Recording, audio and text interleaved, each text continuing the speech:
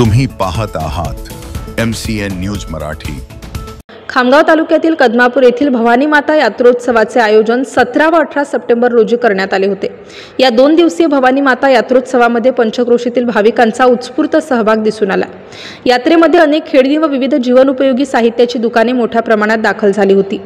या भवानी मातेचा अकोला जिल्ह्यातील बाळापूर तालुक्यात 2.5 दिवसांचा मुक्काम होत असल्याची आख्यायिका सांगितली जाते।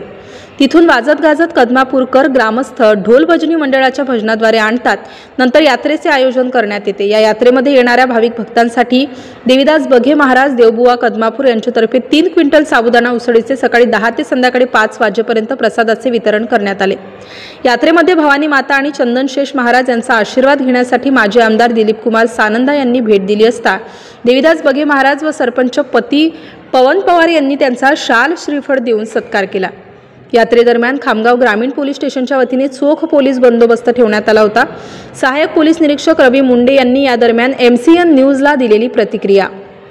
MCN न्यूज मराठीकरिता भगवान पाखरे, कदमापूर। तर आपण कदमापूर यात्रेसाठी कसा तगडा बंदोबस्त लावला, काय सांगाल आपण या संदर्भात? कदमापूर येथे दरवर्षीप्रमाणे यावर्षी पण भवानी देवाची यात्रा आहे। या यात्रेमध्ये या पंचक्रोशीतील सर्व गावकरी येत असतात आणि या गावातील ज्या बायलेकी बाहेर दिलेल्या असतात त्याही बायलेकीचे सर्व बाहेरचे मुले म्हणून इथे यात्रेकरता येत असतात। ही यात्रा दरवर्षीप्रमाणे खूप मोठ्या प्रमाणात भरतं आणि या यात्रेसाठी पोलीस स्टेशन ग्रामीणतर्फे चोख बंदोबस्त ठेवण्यात आलेला आहे।